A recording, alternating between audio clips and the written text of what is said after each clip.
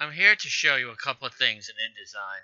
One is to arch text, the other one to place a graphic where you could have text wrap around it. First thing I want to do, I want to create an arch in here. So to do that, we click on the pen. I click here.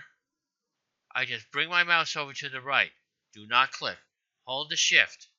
Drag down so you get a nice arch. Let go. I click on that tool there. I go over here. It could be a little funky at this point. When you're doing this, make sure that these are both have a slash here.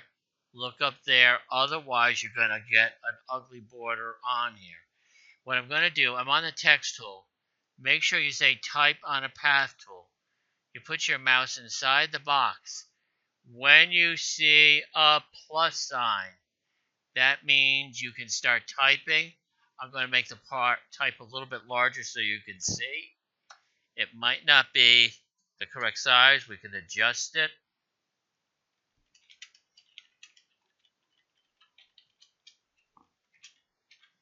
Okay. Now, let's say if I want to spread out a little more, Alt key to the right, brings it over. Bring it in. That works with the leading there. You've got the font in there. Of course, you could change the font style if you want. I'll just choose something. And then it's too small. I could always change the font size too. And we'll just say we're thrilled with this, okay? You could change the color, work with stroke weights and stuff here. What I want to do now, I'm going to click off this thing here. I don't want to have anything selected. I want to do a file place or Control D. I go into Grail Revised here. It says Show Import Options. A PSD Photoshop file has 3 layers. So what I do is I unclick this, unclick that. If I unclick this, or if I unclick this, you get 3 different ways. What I did here was erase the background. I say OK. Now I want to put it in a shape here. I hold the clicker down, draw the shape that I want for it. I have it in there. What I want to do next, I want the text to wrap around it. I have text wrap.